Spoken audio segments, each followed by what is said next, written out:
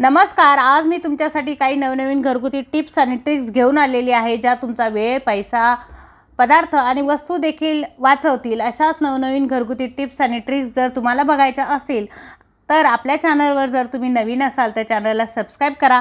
Bell आयकॉनचं button दाबून येणारे नवनवीन व्हिडिओ पाहत राहा.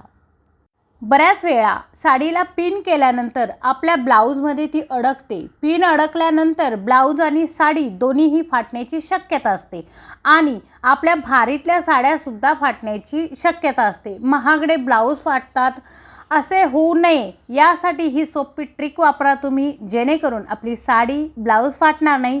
आणि काय करायचं आहे या ठिकाणी, पिन आपली घ्यायची आहे. ही पिन आपण नेहमी वापरताना काय करतो, अशीच्या अशीच वापरतो. तर अशी आपल्याला पिन वापरायची नाही आहे, ती ब्लाऊजमध्ये अडकते. त्यासाठी आपल्याला काय करायचं, जर तुमच्याकडे एखादा मणी, मोती असेल तर तो पिनमध्ये घाला साडीला घालण्या अगोदर, पिन लावण्या अगोदर. किंवा अशा प्रकारची आपली डोक्याची टिकली जी असते त्या टिकलीचा वापर तुम्ही करू शकता. टिकली घ्यायची आहे आणि पिनमध्ये घालून द्यायची आहे आपल्याला अशा पद्धतीने. म्हणजे जेणेकरून काय होणार आहे, जर पाठीमागचा जो गोल राऊंड आहे त्यामध्ये आपला कपडा जो आहे तो जर जेव्हा साडी खेचतो, जेव्हा तिच्यावर असा दाब येतो किंवा खेचले जाते तर ती पिनमध्ये इझिली अडकले जाते. तर असं होऊ नये यासाठी काय करायचं आहे, आपल्याला टिकली लावायची आहे किंवा मोती लावला तुम्ही तरी देखील चालेल. म्हणजे मागच्या बाजूमध्ये आपले साडीचे किंवा ब्लाऊजचे धागे जाऊन साडी किंवा ब्लाऊजमध्ये अटकत नाही. अटकल्यानंतर काढणं तिला फार अवघड होऊन जातं. कधीकधी पिन आपली तशीही ठेवले जाते कारण ती निघत नसते. त्यासाठी सोपी पद्धत आहे ही. त्यासाठी काय करायचं आहे, टिकली किंवा एक मोती मणी जर तुमच्याकडे असेल तर तो लावला तरी देखील चालेल. तर आजची ही ट्रिक्स तुम्हाला कशी वाटली मला कमेंट्स बॉक्समध्ये नक्की सांगा आणि तुम्ही वापरून बघा. निश्चितच तुम्हाला फायदा होणार आहे आणि साडी, ब्लाऊज तुमचा सेफ राहणार आहे. चला तर पुढची टिप्स बघूया. काय होतं, बऱ्याच वेळेला महागडे कडधान्य आपण घरात भरून ठेवत असतो, पण पावसाळ्यात काही दिवसातच हे कडधान्य खराब व्हायला सुरुवात होत असते. असे झाल्यामुळे जास्त दिवसासाठी भरून ठेवलेले कडधान्य कमी वेळातच संपून जाते. अशा वेळी कडधान्य घरात आणल्यावर साफ करून चाळून ठेवायचे. त्यानंतर काय करायचं, डब्यात भरल्यानंतर काही तांदळाचे दाणे घ्यायचे आणि यामध्ये टाकायचे.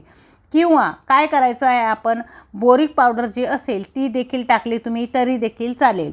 कडधान्य कधी पण भरून ठेवत असताना साफ स्वच्छ करून ठेवावे. कडधान्य व्यवस्थित त्याला ऊन देऊन सुद्धा तुम्ही कडधान्य व्यवस्थित वाळवून ठेवू शकता, वर्षभराचं कडधान्य.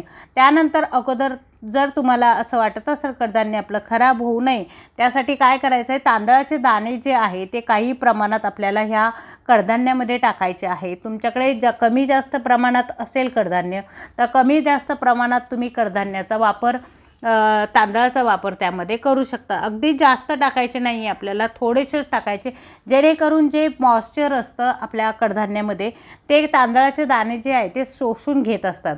तर आजची ही ट्रिक्स तुम्हाला कशी वाटली मला कमेंट्स बॉक्समध्ये नक्की सांगा.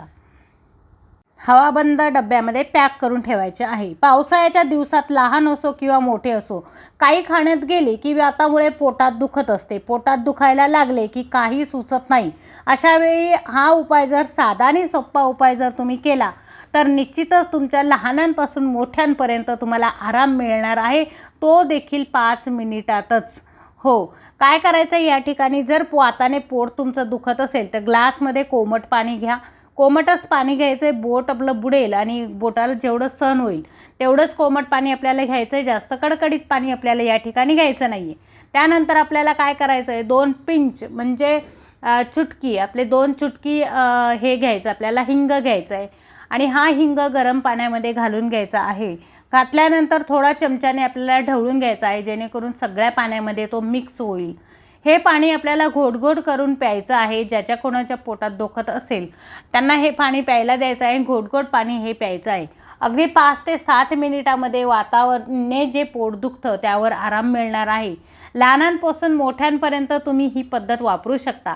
आजची ही ट्रिक्स तुम्हाला कशी वाटली मला कमेंट्स बॉक्समध्ये नक्की सांगा आणि हा व्हिडिओ कुठपर्यंत पोचला ते देखील सांगायला अजिबात विसरू नका. बऱ्याच वेळा लहान मुलं जे आहे, घाईघाईमध्ये मुलं दात घासल्यानंतर ब्रश नीट स्वच्छ करत नाही. मग ते ब्रश जे आहे ते लवकर खराब होतात किंवा हे ब्रश पुन्हा जर जसेच्या तसे वापरले तर इन्फेक्शन पोटामध्ये होण्याची जास्त शक्यता असते। त्यासाठी वापरा ही सोपी आणि साधी पद्धत जी आहे ती वापरा तुम्ही। त्याने काय होणार आहे, ब्रश जे आहे आपले ते स्वच्छ आणि नीट आणि क्लीन होणार आहे। हे जे ब्रश आहे दर 2 महिन्याला ब्रश आपले चेंज करायचे आहे। या ठिकाणी मी नवीन ब्रश घेतले आहे। तुम्हाला जर जुने ब्रश जर असेल, जुना ब्रश जर तुम्हाला साफ करायचा असेल तर वेगवेगळे साफ करा। मी नवीन ब्रश असल्यामुळे तिन्ही एकत्रच साफ करत आहे।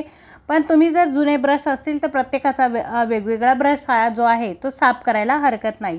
काय करायचं आहे, ब्रश घ्यायचा आहे आणि यामध्ये आपल्याला कोमट पाणी घालायचं आहे। कोमट पाणी घातल्यानंतर आपल्याला काय करायचं आहे, बऱ्याच वेळेला मुलं तसेच ब्रश ठेवतात तर त्यामध्ये टूथपेस्ट देखील अडकलेली जशीच्या तशी आपल्याला कधीकधी पाहायला मिळते। कोमट पाणी घ्यायचं आहे। कोमट पाणी घेतल्यानंतर यामध्ये आपल्याला खायचं मीठ घालायचं आहे। मीठ जे आहे आपल्याला कुठलंही असेल तुमच्या घरामध्ये ते मीठ घ्या तुम्ही आणि मीठ टाकून कोमट पाण्यामध्ये ब्रश आपल्याला स्वच्छ निर्जंतुकीकरण करून घ्यायचे आहे, जेणेकरून आपल्या ज्या मुलांना आहे इन्फेक्शन होणार नाही। कारण जर ब्रश जसेच्या तसे जर राहिले तर निश्चितच आपल्या ब्रशमध्ये खूपच घाण साचते किंवा बाहेरचे चिलटे वगैरे पण बसत असतात ब्रशवरती। तर जर आपल्याला दात घासण्याच्या अगोदर जर तुम्ही ब्रश स्वच्छ पाण्यानं धुवून घेतले किंवा दात घातल्यानंतर तुम्ही गरम पाण्याने व्यवस्थित मीठ घालून जर ब्रश धुतले तर व्यवस्थित आपले ब्रश राहण्यास मदत होत असते।